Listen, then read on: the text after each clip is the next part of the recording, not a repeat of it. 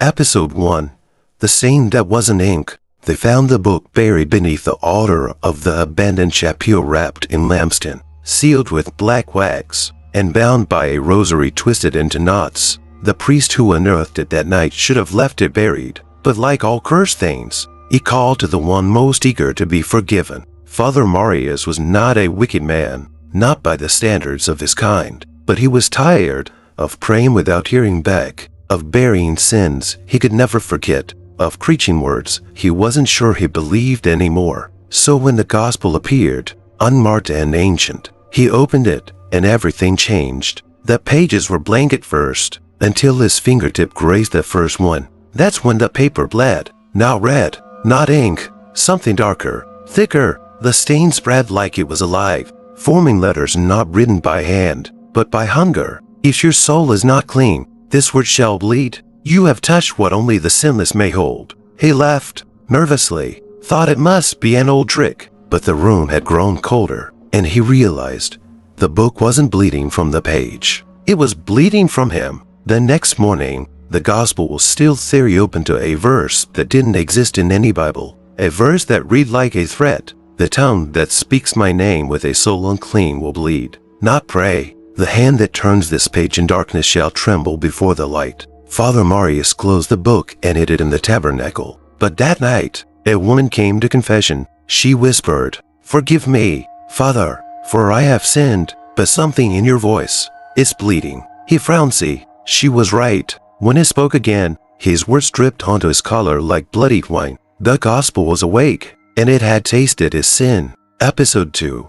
The Voice Behind the Curtain. They say the word of God never returns void, but this word returned dripping. After the woman left, Father Marius locked the confessional and stood there, trembling. His collar was soaked with a crimson so dark it looked like old wine, yet no wound marked his throat. He checked the mirror in the sacristy. No blood, no cuts, but when he opened his mouth, it dripped again. That night, he dreamed of parchment made of skin scrolls sewn together with strands of hair. 18 screams. The gospel lay open in the dream, its pages fluttering not from wind, but breath, whispered breath. He woke gasping. The gospel was back on his desk. He had hidden it inside the locked tabernacle, yet there it was, glowing faintly, as though moonlight spilled from its pages. One line was freshly written with and steaming. Do not seal what I have unsealed, or the sin you bury shall rise where the dead once slept. Father Marius slammed it shut and ran his fingers across the cover. It pulsed, faintly, like a dying heartbeat. He wanted to burn it, but he knew fire wouldn't take it. He placed it in the safe, buried in her old relics and dust-heavy cloth. Then he pulled the velvet curtain closed around the sanctuary. But the voice returned, not from the book, from behind the curtain. A voice like to whispers praying in opposite directions, like a priest and a demon arguing over the same soul. It said only one thing. Who told you you were forgiven? Father Marius fell to his knees. For the first time in his life, he couldn't pray, not because he had no words, but because the gospel was listening, and it would bleed if he lied. Episode 3. The Woman Who Didn't Cast a Shadow. The next evening, she came back. Same pew, same silence, same perfume of lavender and ash. Father Marius watched from behind the altar as the woman sat motionless beneath the stained glass window of the crucifixion. But something was wrong. The moonlight streamed in. It touched the floor, the pew, the rosary in her hand, but not her body. She had no shadow. He blinked, looked again, still nothing. She turned her head slowly, as if she uttered his thoughts. "Father," she whispered, "I heard your gospel speak." His mouth went dry. What did it say? That I was never born. She stood, moved toward the altar, and every candle in the church sputtered, then died. The only light remaining came from the gospel. It had moved again, now resting on the pulpit, open to a page neither of them had touched. New verses were forming, bleeding in. If one without origin reads my word, the sins of the womb shall rise, and the church will learn what it never dared confess. She touched the page, and the gospel didn't bleed. Instead, the walls did. Cracks formed along the marble, leaking a dark red substance that dripped like oil and smelled like ancient rust. Statues of saints turned ever so slightly, heads tilted away from her, as if in fear. Father Marius stepped forward. "Who are you?" he demanded. She smiled without joy. "I was the first sin that never got written." And she vanished. No footsteps, no wind, just absence. And the gospel slammed shut on its own. On the cover, a new word was etched, deep and ragged like it had been scratched from the inside. "Witness." Father Marius reached for it at this time. The book didn't bleed, it screamed. Episode 4. The Baptism That Burned Backwards. There had once been water in the baptismal font. Now, only ash. Father Marius stared into the dry basin. Its stone rim blackened like it had been touched by fire from within. He reached in. The ash was warm, breathing, like something had died inside it recently but hadn't stayed dead. The gospel lay closed on the altar. For hours it had been silent, until he whispered the woman's name, though he didn't know how he knew it. Aliara. The book creaked open on its own, not to the next page, but to a previous one. The blood on the page had dried into a crusted scarlet beneath it. New lines began to etch themselves in. Baptism is not water when the soul drinks flame. He who anoints without purity reverses the birthright. Let the font recall what it was never meant to forgive. The room darkened. The stained glass wept a thin trail of red. And then, the font hissed. From its depth, water returned a clear, not holy, but boiling. A child's cry echoed, not in the room. In Marius' mind, he saw a vision. A baby submerged, but not in blessing. In wrath, a baptism performed not by hands but by guilt. The face of the priest in the vision was his own. He stumbled back, fell to his knees. "No," he gasped. "That wasn't me. That never happened." But the gospel had opened to another passage. This time, the blood didn't just write words, it formed a shape, the outline of a baby, face down, floating, and underneath, scrawled in trembling letters, "You baptized in his name, but not in his light." The air grew thick, heavy. Then, from the shadows of the nave, a voice, same voice that once whispered behind the curtain, returned. But this time, it laughed. "You baptized to cleanse them, Marius, but you never cleansed yourself." The gospel slammed shut again, but the font bubbled louder, and something was rising from the water. Something still burning. Episode 5. The child that breathed smoke. It didn't cry, it hissed. The thing that rose from the baptismal font wasn't a child in it anymore. Its skin was translucent like wax, stretched tightly over bones that hadn't finished forming. Where its eyes should have been, there were sockets filled with smoke, and where its lungs should have taken in wholly breathed, it exhaled ashes. Father Marius backed away, his foot catching the edge of the altar step. The creature stood on the edge of the font now, its wet skin steaming, dripping black water onto the sacred floor. It looked at him, no, into him, and for a split second, he saw a memory not his own, a candlelit chapel, a priest's hands trembling, a baby being baptized in secret, and a whisper, "He must never be written in the book of life." The creature opened its mouth, not to scream, but to speak. Only one word. "Why?" Marius collapsed, clutching his chest. The gospel flew open once more, its pages rustling like wings in a storm.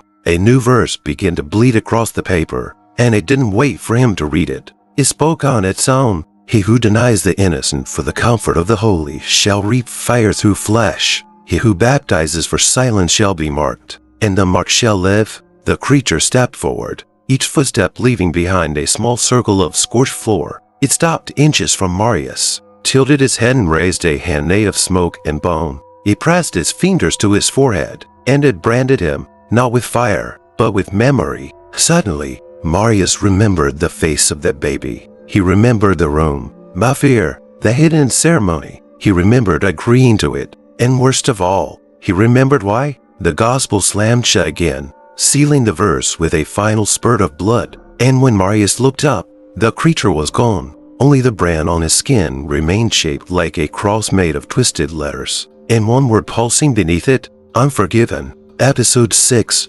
The choir that sang without tongues. The next morning, the church sang, but no one was there. No choir, no congregation, just voices, hundreds of them chanting in perfect unison from the rafters. Haunting, hollow, reverent, and wrong. Father Marius stepped into the nave, his feet crunching over ash that still clung to the floor from the baptismal font. The voices were coming from above, from behind the pipe organ, from inside the walls. He climbed the spiral staircase to the choir loft. The moment his hand touched the wooden railing, the singing stopped, and in the silence, he heard it breathing, not from one person, down scenes, all around him. He turned the corner and nearly fell to his knees. The choir pews were full, but not with people, with bodies. Their robes were clean, pressed, their hands neatly folded in their laps, but their faces were gaunt, hollowed, toneless, each mouth wide open as if frowning in mid-him.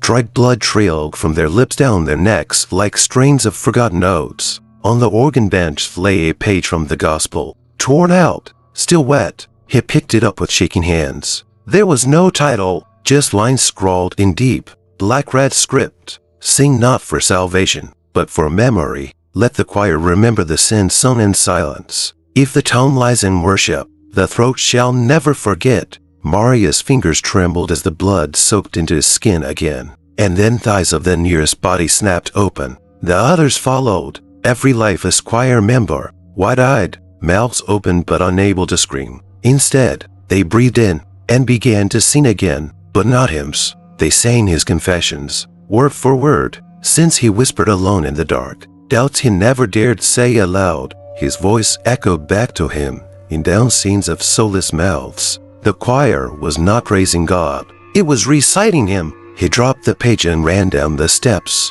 past the altar, through the sanctuary doors. But before the door slammed shut behind him, he heard one final verse, carried in the song, "He who preaches without truth shall be the hymn of judgment." And the choir sang louder, as if the gospel was composing a requiem in his name. Episode 7, the confessional that refused to stay closed. He locked the church. He locked every door, every window, every gate, but the confessional opened itself. Father Marius stood before it now, the right-hand door swinging slowly on its rusted hinge like it had been waiting. The crimson curtain inside swayed gently. Though there was no wind, it was almost inviting, and somehow it smelled like wax and blood. He hadn't used that booth in weeks since the woman with no shadow whispered that his voice was bleeding. Not since the gospel began bleeding him. And yet now, sitting inside, was someone. He couldn't see their face, but he could hear their breathing, low,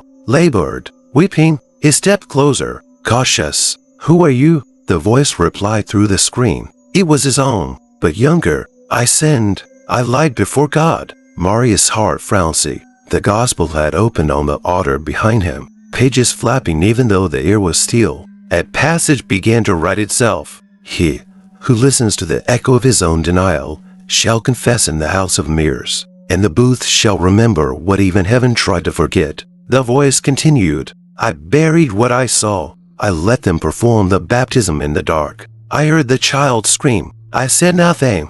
"No," Marius whispered. The curtain on his side whipped open. The booth was empty, but the mirror on the wall now reflected not his face, but a younger version of himself, dressed in the old cassock from seminary eyes wide, lips trembling, hands soaked in infant blood. He stepped back. The reflection didn't. It moved closer, pressed its hand against the mirror. Marius' forehead began to bleed right where the creature had branded him days before. The blood on the glass formed a single word, "Again," and suddenly, the door slammed shut behind him. The confessional was no longer a booth. It was a tomb, and the gospel whispered through the crack beneath the door. Every priest has two voices, one to preach, one to hide. Episode 8, the altar where angels refused to kneel. The altar had cracked, not from age, not from weight, but from presence. When Father Marius stepped back into the sanctuary, after escaping the confessional's grip, the marble altar runs smooth and unblemished. It was now fractured down the center. The crucifix above it hung crooked, and the eyes of Christ carved in wood had closed. He knew something sacred had left the building, or had been forced to. The gospel lay at the base of the altar now, trembling, not open, not bleeding, shivering, like it feared what came next. Marius approached it, but a sudden gust of bitter wind swept through the nave. Thought every window was sealed. The candles were lit on their own, but their flames were blue. And then he saw them, 7 figures, cloaked in radiant white, standing in silence on the outer edge of the sanctuary. Wings folded, eyes down, angels, but they wouldn't step forward. They refused to kneel. One of them raised a finger not toward the altar, but toward him. Its voice thundered without sound, shaking the pews. "This is no longer holy ground." Marius fell to his knees. "I didn't mean to summon this. I was only searching." The angel interrupted, its voice piercing his mind. "You were searching for forgiveness in a book that was never meant to forgive." The gospel finally opened. Its pages turned to a passage Marius had never seen. There was no blood this time, only fire. The letters burned across the parchment. Even angels do not read what was written in rage. The gospel that bleeds is not his word. It is the echo of sins heaven was too merciful to record. The angels began to back away, light dimming around them. "You're leaving?" Marius cried. The nearest one paused, then spoke again. "We cannot stay where the blood of truth has been replaced by the blood of denial." As they faded into shadow, the crucifix above the altar splintered at its arms, falling to the ground. Severed, the gospel slammed shut one last time, but Marius didn't move. He couldn't, because the ground beneath the altar had begun to bleed. And this time, it wasn't his blood, it was theirs. Episode 9. The sermon written in teeth. No one heard the bell ring, but they came anyway. Villagers, drifters, even a few who hadn't stepped inside a church in years. They arrived in silence, drawn not by invitation, but by something deeper. A call, an ache, a hunger for answers they didn't know they were asking. And Father Marius was already standing at the pulpit. Though he couldn't remember walking there, the gospel was open beside him. Its pages were blank again, but this time, the words didn't bleed. They grew, etched into the parchment like roots twisting through flesh. And as the pews filled with restless souls, the letters began to reshaping themselves into a sermon that pulsed with something alive. He opened his mouth to speak and felt a sharp pain in his gums. Blood pooled behind his teeth. He tried to stop, to close his lips, but the words forced themselves out, one by one, dragging across his throat like razors. The gospel had become his tongue. He who feeds the flock without cleansing the blade shall preach through pain. Truth is not soft when spoken through rod. Let the sermon be carved not in ink, but in bone. The congregation leaned forward, smiling, bleeding. Every time Marius spoke a verse, a tooth fell from his mouth, each one hitting the pulpit with a soft clink, like communion coins dropped on cold wood. But still he preached, because something inside him needed to. As if his own sins would devour him from within if he stopped. He spoke of temptation disguised as piety, of baptisms performed under bribes, of whispered absolutions traded for silence. His voice grew raw, and still, they listened, but none of them blinked, and none of them cast shadows. Then, a final line wrote itself in the air above the altar, glowing red like a wound held open. "The church that lies shall swallow its shepherd." The floor groaned, the pews cracked, and Father Marius felt the pulpit breathe beneath him. Not metaphorically, literally, the church was alive, and it was hungry. Episode 10.